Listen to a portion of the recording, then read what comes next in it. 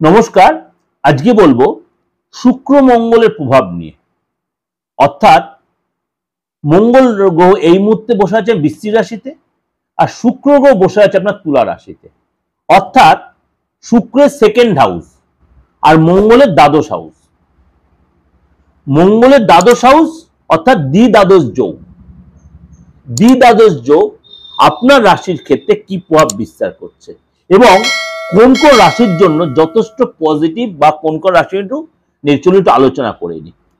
সুতরাং এই যে দ্বাদশ যোগ অর্থাৎ শুক্রের সেকেন্ড হাউস মঙ্গল বসে আছে, আর মঙ্গলের দ্বাদশ হাউস অর্থাৎ বৃশ্চিকের দ্বাদশ হাউসে, এটা আপনাদের কিছুটা অ্যাস্ট্রোলজি শেখানোর জন্য আমি আলোচনা করছি। তার মঙ্গলের দ্বাদশ হাউসে শুক্রের দ্বিতীয় হাউসে আপনার মঙ্গল বসে আছে। সেই সিচুয়েশনে আপনার জন্য কি এফেক্ট দিতে চলতে আলোচনা করি। মেষ রাশি, মেষ রাশির জন্য আপনার কিন্তু এই কম্বিনেশন যথেষ্ট সাপোর্টিং দেবে। এই সময় আপনার কিন্তু মনের ইচ্ছা পূরণ হবে। এই সময় কিন্তু আপনার কোনো জায়গায় যাওয়ার প্ল্যান করে সেখানে সাকসেস পাবেন। যারা ব্যবসা করছেন, ব্যবসায় কিন্তু আপনার হঠাৎ কোনো প্রাপ্তি যোগ, হঠাৎ কোনো লাভ এই সময় কিন্তু হবে। এবং আপনি কোনো প্ল্যান করে এগোচ্ছেন, সেখানে সাকসেস, তাড়াহুড়া কোনো স্টেপ নেবেন না। কোনো আপনার এই সময় কিন্তু কোনো নতুন কোনো বিজনেস শুরু করতে পারেন। এই সময় কিন্তু আপনার ইচ্ছা পূরণ হবে। কোর্ট কাছারি কোনো মামলা এইসব সময় কিন্তু আপনি লাভবান হবেন। কোর্ট কাছারি মামলায় আপনি যদি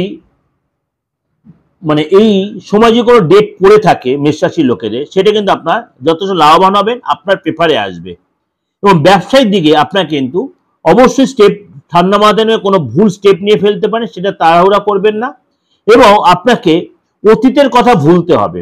বিশেষ করে ব্যবসায় যখন লস হয়ে থাকে সেগুলো ভুলে আপনাকে সামনে দিয়ে এগোতে হবে। পরিবারে কোনো নতুন কোনো সদস্য, নতুন কোনো মেম্বার আসতে পারে, আপনি মনটাকে উৎসাহ ভরে থাকবে। এই যে আপনাদের প্রেজেন্টেশনটা দিলাম রাশিগুলো, সেগুলো অবশ্যই আপনার আমি 100% না হলে বলি 95 থেকে 97% মিলবেই। কারণ এই কম্বিনেশন আপনাদের যথেষ্ট লাভদায়ক হবে। এই দ্বাদশ কম্বিনেশন আপনাদের যথেষ্ট লাভদায়ক হবে। সুতরাং যে রাশিগুলো কথা বলে অবশ্যই তারা এই সময়টা অবশ্যই আপনার প্রপার ইউটিলাইজ করুন, সময়টা প্রপার কাজে লাগান।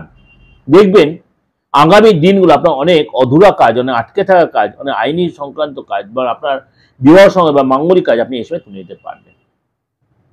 যোগাযোগ করতে বুকিং ফোন করে একটাই কথা বারবার বলবো, কেন আমার অ্যাড আমি নিজেই করছি। যারা বলছে পারতো অ্যাড করতে, হ্যাঁ অলবাদ করছি। কারণ আপনারা বুঝবেন কি করে, কেউ আসবেন না, প্রত্যেক আমার হোয়াটসঅ্যাপ দাদা আপনার সাথে যোগাযোগ করবো কি করে। কিন্তু তার জন্য বলছি অনলাইন অফলাইন দুটো আপনি ট্রাই করতে পারেন। যারা চেম্বারে আসতে চাইছে, অনেকে চেম্বারে আসতে পারছেন, অনেক চেম্বার হয়তো আমি সবসময় করতে পারছি না, আপনি আমার অনলাইন করতে পারেন। আর আমার বর্ণনা চেম্বার আপনি আসতে পারেন। বর্ণনা চেম্বারে অবশ্যই বুকিং করে নেবেন, সেটা কম বেশি আমি থাকি। কিন্তু সব চেম্বার তো সবসময় করা হচ্ছে, যেমনি চুচুড়া চেম্বারটা মনে করুন, আরামবাগের চেম্বারগুলো, এগুলো আমি সবসময় করে উঠতে পারছি না। এগুলো আপনারা যারা আসতে চাইছেন তারা কিন্তু আমাকে বর্ণনা চেম্বারে আপনারা ট্রাই করতে পারেন, বা অনলাইনে আপনি সেই সুযোগ, অনলাইনে বারবার রিপিটেডলি বলছি, অনলাইনে কিন্তু সেম প্রেডিকশন আপনি পাবেন। অনলাইনে সেম প্রেডিকশন পাবেন, কোনো অসুবিধা নেই। ভালো থাকবেন, নমস্কার।